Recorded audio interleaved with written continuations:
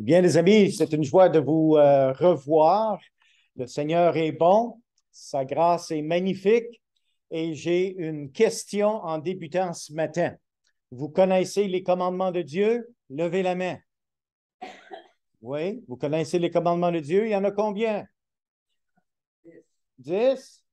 10, ce n'est que le départ. Il y en a beaucoup, beaucoup plus. Mais on est familier avec les 10 commandements de Moïse la plupart du temps. Et ce matin, on va voir d'autres commandements de Dieu qui s'appliquent à vous et à moi dans l'Église du Seigneur Jésus-Christ. Et ce sont des commandements très positifs parce que nous sommes appelés à être en tant qu'Église dans la solidarité. Malheureusement, ce n'est pas toujours le cas. L'Église du Seigneur Jésus-Christ n'est pas toujours solitaire. Mais l'Église de Christ est une Église solitaire et interdépendante, où les membres ne font que dans une communion d'amour et de liberté.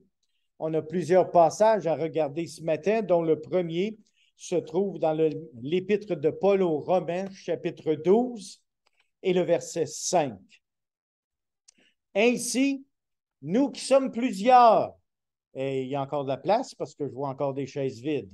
Alors, nous qui sommes plusieurs, nous formons un seul corps en Christ. Et nous sommes tous membres les uns les autres. Maintenant, vous savez comment un corps fonctionne, n'est-ce pas? Ce n'est pas tout le monde qui peut être un œil pour voir. Imaginez-vous, juste pour un instant, si tout le monde dans l'Église serait un œil, pouvez-vous vous imaginer l'œil qui roule par terre, qui sort, qui descend les marches, qui roule dans le stationnement, qui rentre dans la voiture? Non, mais dans le fonctionnement du corps humain, l'œil fonctionne, regarde, les pieds marchent, les mains conduisent, et ainsi de suite. Alors, il y a une synchronicité dans le corps humain, ainsi devrait être le corps de Christ. On a tous une fonction à remplir pour la gloire de Dieu. Et je vais vous donner ce matin 21 nouveaux commandements. Et il y en a plus, il y en a d'autres. Ils ne sont pas nécessairement exhaustifs, mais ils sont tous là dans les Écritures. Alors, le premier, eh bien, aimez-vous les uns les autres. Nous avons fait une belle petit exercice tout à l'heure en chantant le cantique. Et dans l'Évangile de Jean, cette fois-ci, au chapitre 13 et le verset 35, le Seigneur nous dit, « À ceci, tous. » C'est qui ça, tous? C'est qui tous? Juste nous autres ici, là, à l'intérieur? Non, non, tout le monde. Tout le monde qui vous voit, là, tout le monde à l'extérieur, autant à l'extérieur qu'à l'intérieur de l'Église. À ceci, tous connaîtront que vous êtes mes disciples. Et c'est quoi la manière dont ils vont reconnaître que vous êtes un disciple de Jésus-Christ? Si vous avez de l'amour les uns pour les autres. Et ça, c'est un passage critique pour le témoignage dans la communauté dans laquelle nous vivons. Parce que si les chrétiens ne peuvent pas s'accorder, quels vont être les désirs des gens de l'extérieur de venir faire une visite? Et si les gens qui sont chrétiens se parlent dans le dos, alors à ce moment-là, comment est-ce que ça va être possible de porter un bon témoignage pour Jésus-Christ? Maintenant, il nous est dit également dans la parole de Dieu, soyez en I didn't paix. get that. Could you try again? C'est Siri qui s'en mêle, là. Dans un autre passage des Saintes Écritures, nous avons un deuxième commandement qui est dans l'Évangile de Marc. L'Évangile de Marc, chapitre 9 et le verset 50. Le sel est une bonne chose, mais si le sel devient sans saveur, avec quoi l'assaisonnerons-vous? Je vais le recommencer. L'assaisonneriez-vous? Ayez du sel en vous-même et soyez en paix les uns avec les autres. Quand les chrétiens ne sont pas en paix les uns avec les autres, ça a comme l'effet du sel qui perd sa saveur. C'est idole, c'est plate, la vie est plate, la vie chrétienne. Et le Seigneur nous encourage ici en disant, soyez en paix les uns envers les autres. Autant à l'intérieur de notre propre famille, mari et femme, père, enfant, mère, enfant, les autres chrétiens dans l'Église et les autres chrétiens dans d'autres églises. Vous savez, il y a des fois qu'on peut être en paix dans notre propre Église, mais pas nécessairement avec les chrétiens de d'autres églises. Alors, il faut faire attention à ça, les amis, parce que c'est la raison pour laquelle le Seigneur nous encourage dans ce commandement. Soyez en paix les uns avec les autres. Et il nous donne également un troisième commandement en disant, encouragez-vous les uns les autres. Et vous voyez ceci dans l'épître de Paul aux Romains, chapitre 1er et le verset 12. Ou plutôt, afin que nous soyons encouragés ensemble au milieu de vous par la foi qui nous est commune à vous et à moi. Vous savez, les amis, c'est possible pour n'importe qui parmi nous de venir à l'Église, peut-être parce que c'est une habitude, mais ça peut arriver qu'il y a des fois que ça nous tente moins. Parce qu'il y a des circonstances dans la vie qui se déroulent. Et ces circonstances-là sont parfois pénibles et certainement difficiles. Et on a tendance, en tant qu'individu, même en tant que chrétien, de se décourager. Alors, on a un rôle à nous qui sommes à l'Église. Et pour nous, bien, la semaine a super bien été, on les pépé, ça va bien, gloire à Dieu, ça a été une semaine de victoire. Mais là, on voit un frère, une sœur qui est en train de passer à travers des difficultés. On a un rôle à jouer. Comment est-ce qu'on pourrait encourager ce frère, encourager cette sœur à persister et à continuer dans les voies du Seigneur? Alors, quand on vient à l'Église, c'est pas juste pour chanter, c'est pas juste pour louer, c'est pas juste pour prier, c'est pas juste pour donner gloire à Dieu, c'est également pour la fraternité, spécialement s'encourager les uns les autres.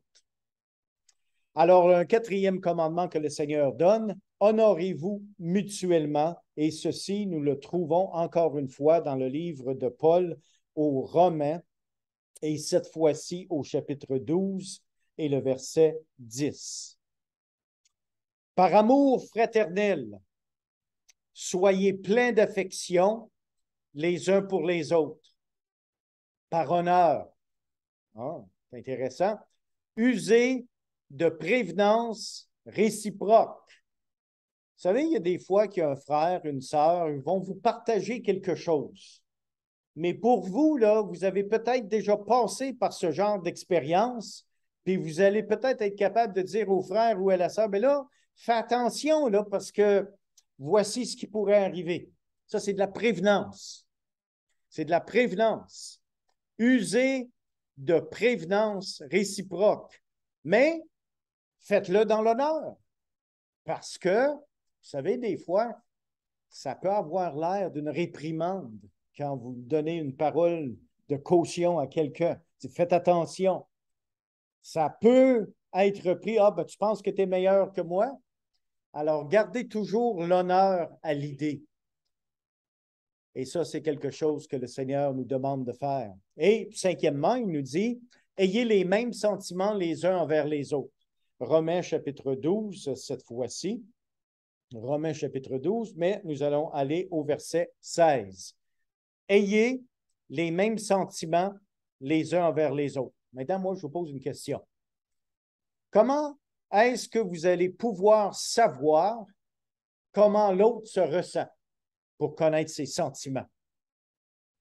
Comment est-ce possible pour un mari de connaître les sentiments de sa femme et de sa femme de connaître les sentiments d'un mari? Comment est-ce possible pour un père ou une mère de connaître les sentiments d'un enfant?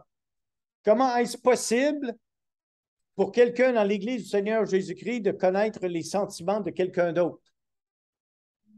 Il y a juste une manière que je connais. Il faut se parler. faut se parler. C'est facile de venir à l'église, de chanter les cantiques, de prier, louer le Seigneur. Ah, bonjour! Et ça va la semaine suivante. Alors, ayez les mêmes sentiments. C'est bien, avant le culte, après le culte, qu'on prenne un temps. Puis, comment ça va? Comment ça a été cette semaine? Et on rend gloire à Dieu ensemble. On a prié pour Jean-Claude pour qu'il réussisse dans son examen de permis de conduire. Le Seigneur a permis qu'il réussisse. Mais je vous dis une chose, Jean-Claude était sérieux dans ses études. Il a étudié. Alors, vous voyez maintenant qu'ensemble, on partage les sentiments de cette victoire que notre frère a eue. Et c'est comme ça que les choses devraient se dérouler à l'intérieur de l'Église du Seigneur. Ensuite, il dit, édifiez-vous les uns les autres. C'est quoi la différence entre édifier et s'encourager? S'encourager découle d'une expérience normalement négative que quelqu'un a eue. Ils ont besoin d'encouragement. Alors que l'édification, c'est plus du côté d'enseignement, de s'édifier les uns les autres. Et on est toujours dans l'épître de Paul aux Romains, mais cette fois-ci au chapitre 14 et le verset 19. Ainsi donc, recherchons ce qui contribue à la paix et à l'édification mutuelle. Maintenant, je mets l'emphase ici sur le mot mutuel. L'édification, le partage de quelque chose que vous avez appris de la parole de Dieu avec quelqu'un d'autre, ce n'est pas juste le pasteur qui partage avec les brebis. C'est les brebis qui partagent avec le pasteur et c'est les brebis qui partagent avec eux-mêmes. Alors, dans ce contexte ici, l'édification doit être mutuelle. Et nous continuons toujours ici avec le 7e commandement, accueillez-vous les uns les autres. Et dans Romains, cette fois-ci toujours, mais nous allons aller au chapitre 15 et le verset 7. Accueillez-vous donc les uns les autres comme Christ vous a accueillis. Vous savez, il y a quelque chose qui est de plus en plus négligé au sein des églises locales, certainement en Amérique du Nord. Et ça, c'est le ministère d'hospitalité, de recevoir quelqu'un chez nous ou chez vous pour pouvoir profiter peut-être d'un repas, d'une communion fraternelle, d'une aide quelconque. Eh bien, c'est ce genre de choses dont ce passage parle ici. Accueillez-vous donc les uns les autres comme Christ vous a accueillis. Et vous avez le verset 8, le 8e commandement, exhortez-vous les uns les autres, saluez-vous les uns les autres, attendez-vous les uns les autres. 1 Corinthiens 11, 33. Et ce qui est intéressant, là, c'est le contexte du repas du Seigneur. Et dans ce contexte, eh bien, les gens arrivaient et ils ne partageaient pas seulement la communion, faisait partie du repas entier. Alors, les uns arrivaient, ils avaient faim, les autres étaient en retard et conséquemment, les premiers n'attendaient pas les derniers. Alors, ça défait l'unité d'une Église quand ceux qui arrivent en premier bouffent presque tout et ceux qui arrivent en retard n'ont que les miettes ou les restants. Alors, l'apôtre Paul dit, accueillez-vous donc les uns les autres, mais attendez-vous aussi les uns les autres, selon 1 Corinthiens, chapitre 11 et le verset 33. Alors, nous avons plusieurs commandements. Je vous donne les feuilles. J'aimerais que vous puissiez les regarder à la maison pour que vous puissiez méditer là-dessus. Vous avez d'autres commandements comme prenez soin les uns des autres, servez-vous les uns les autres, portez les fardeaux les uns les autres, supportez-vous les uns les autres. Et ça, c'est intéressant, hein? Parce que, franchement, là, entre moi et vous, là, il y a du monde qui sont plus difficiles à supporter que d'autres. Il y en a qui sont, on dirait, qui sont nés avec le petit bout du bâton. Puis ils sont bougonnés toute leur vie. Mais ils sont chrétiens. Alors, on a un devoir. Ça s'appelle de les supporter. C'est pas facile, mais il nous faut les supporter. Soyez bons les uns envers les autres. Pardonnez-vous les uns les autres. Soumettez-vous les uns aux autres. Regardez les autres comme étant au-dessus de vous. Ça, là, une meilleure illustration que vous avez, là, c'est que vous coupez deux morceaux de gâteau, là. Lequel des deux morceaux, s'il y en a un qui est un petit peu plus gros, allez-lui offrir à l'autre, n'est-ce pas? Alors, on a une philosophie chez nous, il y en a un qui coupe et l'autre qui choisit. Alors, celui-là qui coupe est mieux de couper égal. Sinon, il va finir par avoir le plus petit morceau de gâteau. Alors, regardez les autres comme étant au-dessus de vous. Exhortons-nous mutuellement d'être fidèles à nos assemblées. Et j'aimerais qu'on puisse prendre juste quelques instants pour regarder ce passage dans le livre de Hébreux, chapitre 10 et le verset 25. N'abandonnons pas notre assemblée, comme c'est la coutume de quelques-uns, mais exhortons-nous réciproquement, et cela d'autant plus que vous voyez s'approcher le jour, et ici on parle du jour du retour de Christ. Bien-aimés, en tant que membres d'Église, en tant que personnes qui visitent, nous avons une responsabilité de ne pas abandonner notre assemblée. Parce que même dans le temps de l'apôtre Paul, il y en avait qui avaient pris de bonnes habitudes. Et maintenant, les habitudes tombaient, comme c'est la coutume de quelques-uns. Comme ils étaient accoutumés de venir régulièrement, maintenant, ils sont accoutumés de ne plus revenir. Alors, vous savez, il y a des bonnes coutumes à développer. N'abandonnons pas notre assemblée comme c'est la coutume de quelqu'un. C'est un commandement. N'oublions pas ça. C'est un verbe à l'impératif. C'est un commandement. Puis, est-ce que les commandements ont quelque chose à faire avec nos sentiments? Ah, ça ne me tente pas. Ah, ça, c'est des sentiments. Alors que le Seigneur a donné un commandement, et qu'est-ce qu'un commandement demande? Un commandement demande l'obéissance immédiate. Alors, ça n'est un autre de ces commandements que le Seigneur nous a donnés. Confessez vos péchés les uns aux autres. Vous avez Jacques, chapitre 5, verset 16. Si quelqu'un pêche contre un autre frère ou une sœur, on a une responsabilité de confesser nos péchés. Prier les uns pour les autres, c'est un autre de ces commandements que le Seigneur nous a laissés. Alors, vous en avez au minimum 21 commandements de plus que ceux qui ont dit qu'il y avait 10 commandements. Alors maintenant, vous en avez 31. Vous en avez un pour chaque jour du mois. Alors, prenez-en un par jour et ça va vous donner l'occasion de le pratiquer. Prenez les 10 de Moïse et prenez les 21 du Nouveau Testament et ça va vous donner quelque chose à faire à chaque jour du mois. Prions ensemble.